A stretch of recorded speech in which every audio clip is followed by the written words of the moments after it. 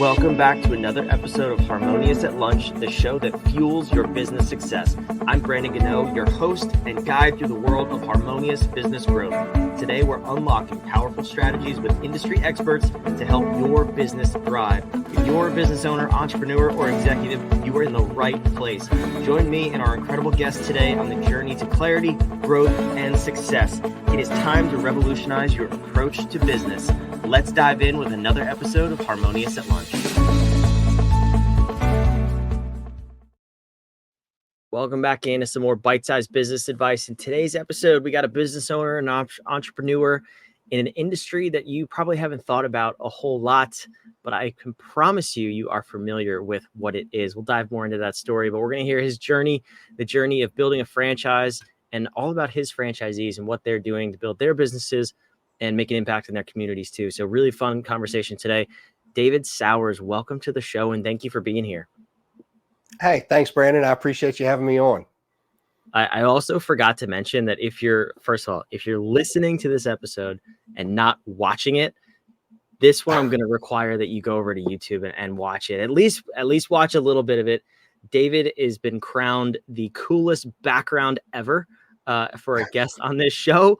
He's got a giant purple chair and two large knights watching over him. So please just go to YouTube. But David, fantastic background. You also have a very unique business, Royal Restrooms.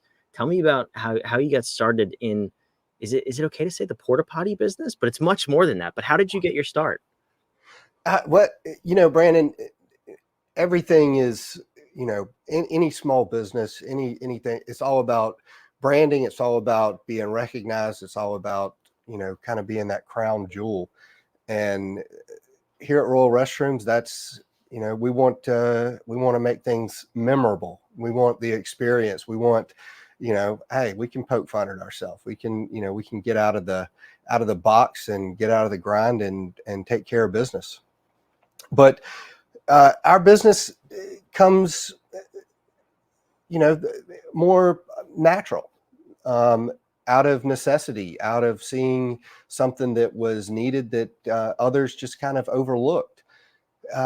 We were 20 years ago, the porta potty was just accepted. It was not talked about. Nobody wanted to mention it. Nobody even wanted to say anything. Nobody even wanted to go to the bathroom in a porta potty, especially at any outdoor event or social function. It was just kind of that taboo of, we're just not going to talk about it.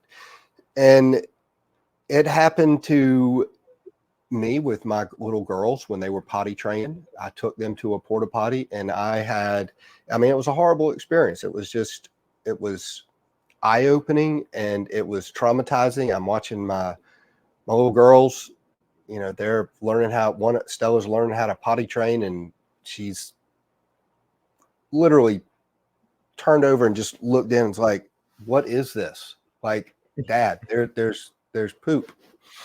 And, you just kind of panic, like, oh my gosh, you just touched a porta potty, and you're looking around, there's nothing there. Luckily, we have wipes and all that stuff and carrying kids around. But the experience just prompted a change. Like, after that night, the bad part of it is I ended up holding her over the porta potty, and then she ended up just peeing on me, and it just progressively got worse. But out of those experiences, you evolve. You think, how can this be done differently? How can things change? And people thought that we were crazy when we came up with Royal Restrooms. And when Robert and I first pitched this in Savannah, they were just like, what is going through your minds? Like, why would you do this? Why, you're in small town Savannah, but in the corporate business world, and, you wear a suit every day. Why are you going to go to a porta potty? Robert and I, we ran with it. It made sense to us. It was certainly a different industry to jump into, but it was something that we thought that we could handle and we thought that people needed. And, as it turns out, 20 years later, restroom trailers are pretty much the standard at just about any event that you go to. It may not be a Royal Restroom, but it's similar to what we have.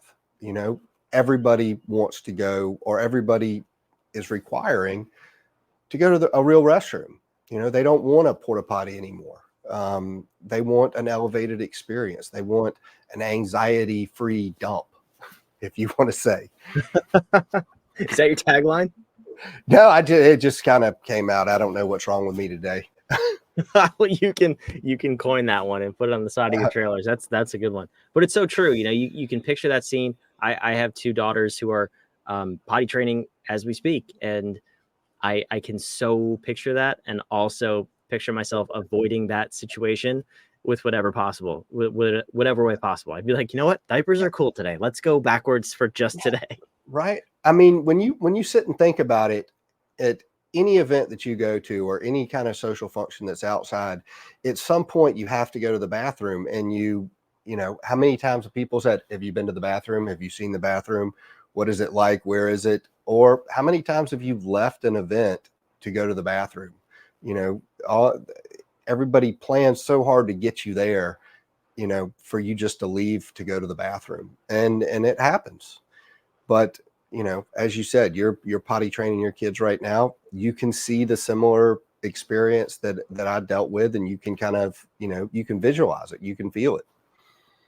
Yeah, I love that you created a whole business model out of this, a franchise out of it too. So what was the journey from having the idea, from that awful experience with your daughter to building a franchise out of this? I mean, it's also one of those things where I'm sure if the local market and people you knew were pushing back and calling you crazy, the potential investors into your franchise would also say the same thing. So what did that look like in the early days of building a franchise?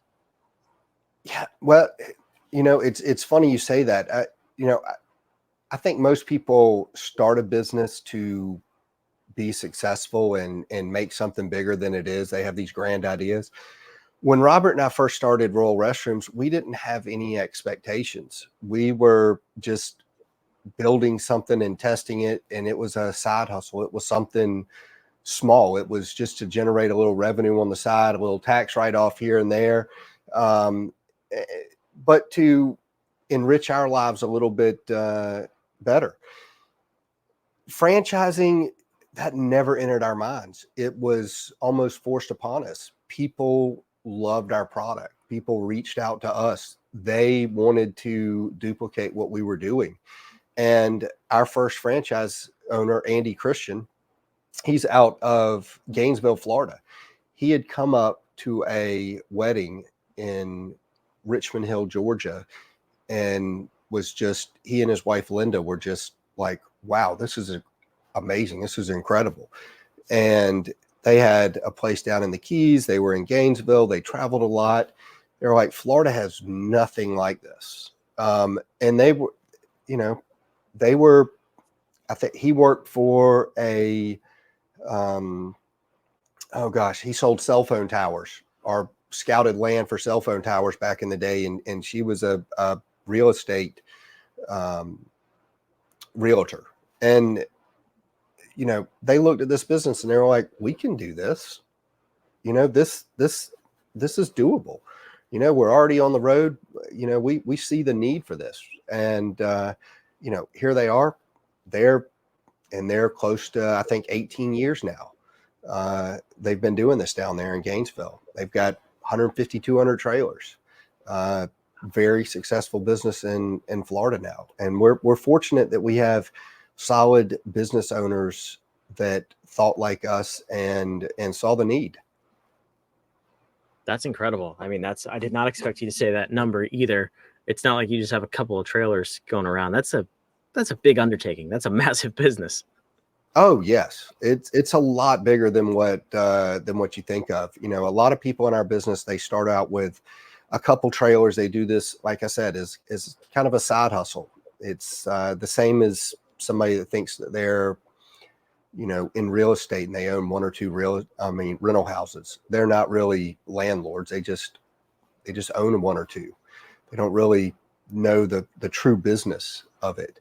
But they're trying and they're learning.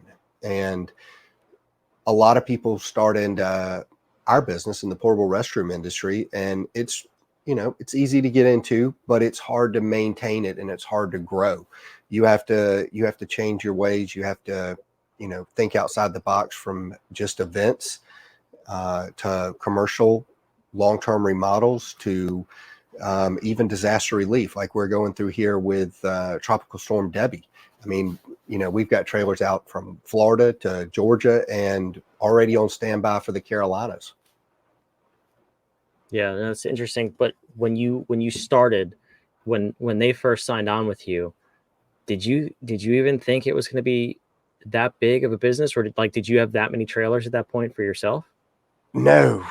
It was still relatively small, and we just, at that point, it was kind of like, oh, this could be big. This could be bigger than what we ever thought it was. But at no point did we ever think that it would be on the scale that it is today.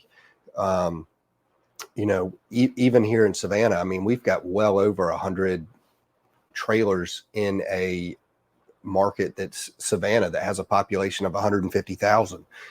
Even though our demographics is closer to 500,000, but we've got over 100 restroom and shower trailers. That is a lot of trailers. I mean, we've got 15 to 20 employees now. That's a lot of moving parts, and it certainly takes up a lot of time. And if we didn't have dedicated employees like Kim McCarty and Jeff Merns and those people, we wouldn't survive. Robert Glisson and I would not be here without people that have put so much into our business for us.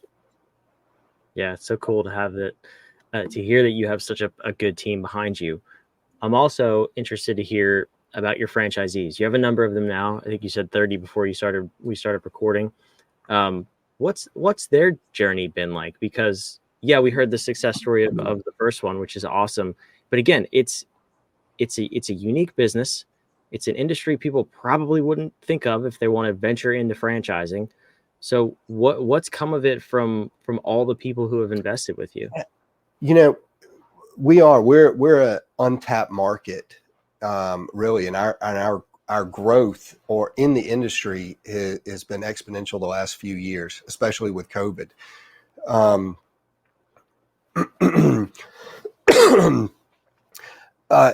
Each and every one of our owners are, they all have different backgrounds. None of them have come from our industry. A lot of them have come from, more professional backgrounds, and they've gotten into, they've recognized that they want to be an entrepreneur. They've recognized they want to be a self-starter. And, this business has given them that kind of that lifestyle. And we're looking for people that are community oriented, who want to leave a legacy, who are, they want to change something. They want to make our business their business. So a lot of our owners from the West Coast to the Midwest, they've all taken different paths. They've all grown the business a little bit differently. We show out a blueprint, and this is what we have seen to make people successful. But we still want you to be your own individual owner. We want you to build the brand the way that works best for you, because the way that it works in Savannah, Georgia is not the way it's going to work in San Francisco, California, or Park City, Utah, or Phoenix, Arizona, or Seattle, Washington. All of those places have different markets. They have different regulations. They have different needs. And so each individual owner has taken that upon themselves to really build that business and that brand in that area. That's really cool. And where do you want to take the brand next? Like what's the next 5 years? You just celebrated 20. It's a huge milestone. I don't know, based on your background, if you can outdo your 20-year celebration at 25. I'm sure you'll find a way to do it. But where do you want to take Royal Restrooms in the next 5 years? Well, as I mentioned to you earlier, Brandon, we've grown kind of organically. We've never pushed a whole lot to try to sell the brand Royal Restrooms. We've never really truly marketed it to a franchise. We've never put any money into it. Our growth has all come from, you know, people that want to be a part of our business, and we've been pretty picky about who we choose, because we want everybody to fit together, work together, and be a part of our family. You know, being involved and learning everybody's ideas and their values is, and correlating with what Robert and I've put into Royal Restrooms, is very important to us. But now, you know, like you said, in the next 5 years, I would really like to push this business and see what we can do. I think we're poised to make a run and grow some markets, especially in the Northeast. You know, we don't have many offices up there, and then in the northern Midwest. You know, we need some office owners. We need some like-minded individuals to help us grow. Yeah, I hear you about the growth and pushing, and I can definitely respect that. So let me ask you a better question then. What do you want for your franchisees in the next 5 years? What do you want to help them achieve? You know, the main thing is I want them to continue to go along the path that they're going. I like the fact that they're able to do things with their families. I like that they are self-sufficient. I want to continue to help them market and grow the business in different directions. Royal Restrooms has been a restroom, an executive portable restroom company for the last 20 years. We also have done shower trailers for various events. But I think that we're prime right now to where we can open up our market to beverage trailers, office trailers, even refrigeration trailers. All of these are in the event services industry. All of these things are needed in commercial remodels. And I think that we can continue to grow our brand by diversifying.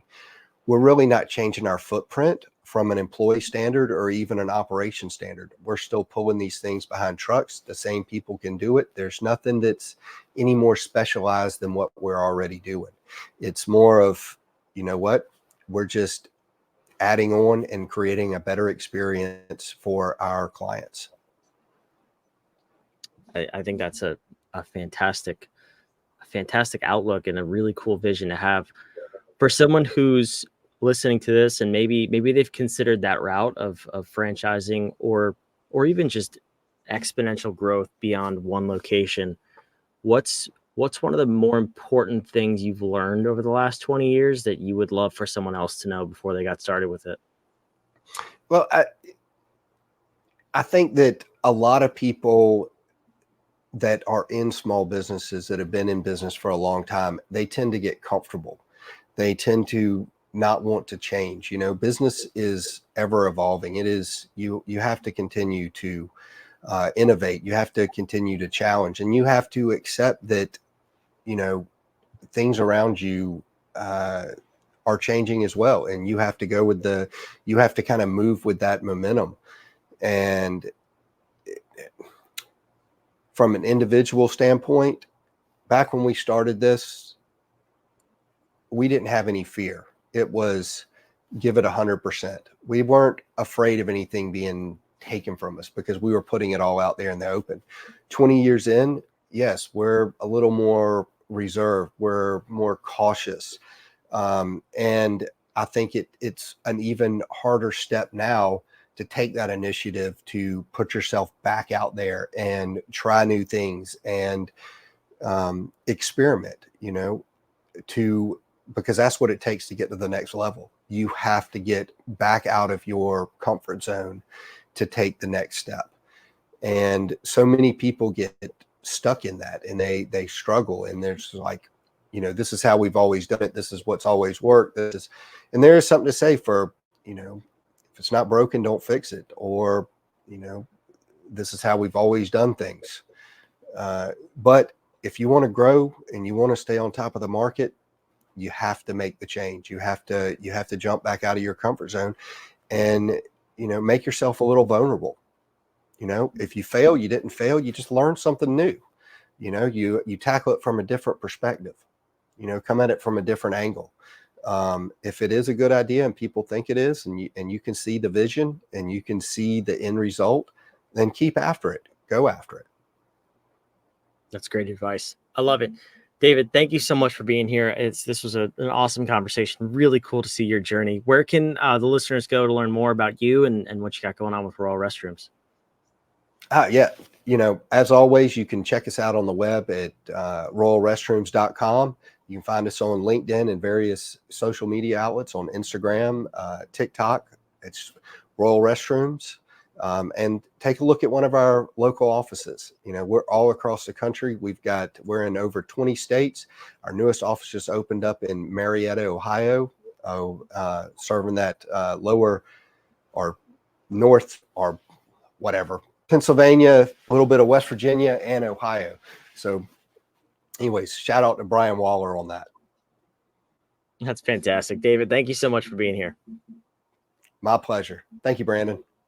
For those of you watching, listening, wherever you are, again, the instructions were clear. If you're listening, please go watch just for 30 seconds. You got to see the background. David's a cool dude and he's got an amazing background, but all the links, everything he described, everything he talked about is down in the show notes below, wherever you are. And make sure you subscribe. We want to have you back on this daily podcast that helps you hopefully grow your business and build a more harmonious business and life. We'll see you on tomorrow's episode of Harmonious.